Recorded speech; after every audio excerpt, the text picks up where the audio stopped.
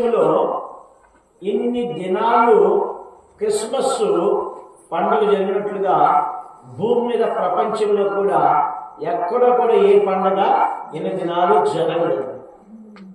ఎందుకని ఈ యొక్క క్రిస్మస్ అనేది ఎక్కడో ఒక చోట డిసెంబర్ 1 తారీఖు నుంచి జనవరి 1 తారీఖు వరకు కూడా ఎక్కడో ఒక కూడికలు ఏం చేస్తుంటాయి, జరుగుతూనే ఉంటాయి.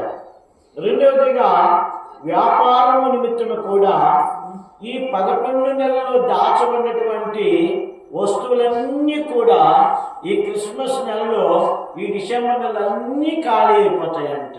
అన్ని కోట్ల వ్యాపార ప్రపంచం అంతా జరుగుతుంది. అయితే ఈ క్రిస్మస్ తినుట త్రాగుట కాదు, కానీ క్రీస్తు యేసు యొక్క జన్మము గురించి ప్రాముఖ్యమైనటువంటి అంశం. యేసు క్రీస్తు ప్రభువారు ఈ భూమి మీద జన్మించారు అనేది నగ్న సత్యం. అందుకని చరిత్రలోకి మనం వెళితే యేసు క్రీస్తు పూర్వమని క్రీస్తు శకమని ఏం చేయబడింది, రాయబడి ఉంటాయి. క్రీస్తుకు పూర్వము అని రాస్తారు, తర్వాత క్రీస్తుకు శకము అని రాస్తారు. అంటే ఆయన యేసుక్రీస్తు ప్రభువారు చారిత్రాత్మకమైనటువంటి దేవుడు. అంటే యేసుక్రీస్తు ప్రభువారు చరిత్ర కలిగినటువంటి దేవుడు.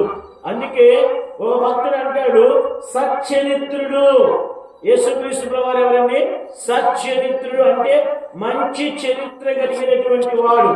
యేసుక్రీస్తు ప్రభువారు జననములో పాపము లేదు, ఆయన జీవితంలో పాపము లేదు, ఆయన మరణములో పాపము లేదు, ఆయన తిరిగి లేచులో కూడా పాపము లేదు.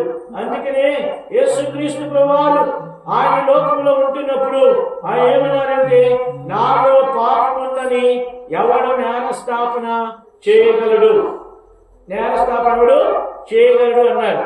కాబట్టి యేసుక్రీస్తు ప్రభువారు పరిశుద్ధుడైనటువంటి దేవుడు. యేసుక్రీస్తు ప్రభువారు పవిత్రుడైనటువంటి దేవుడు.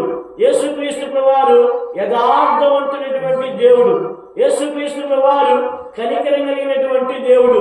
యేసుక్రీస్తు ప్రభువారు కృపయు సత్యము కలిగినటువంటి దేవుడు. యేసుక్రీస్తు ప్రభువారు కల్మషము లేనటువంటి దేవుడు. యేసుక్రీస్తు ప్రభువారు ఎంత ఘోరమైన పాపినైనా సరే, ఎంత ఘోరమైనటువంటి వ్యక్తులైనా సరే భార్య అసహించుకోవచ్చు, వారిని భర్త అసహించుకోవచ్చు, పిల్లలు అసహించుకోవచ్చు, బంధువులు అసహించుకోవచ్చు, లోపల ఉన్న వారందరూ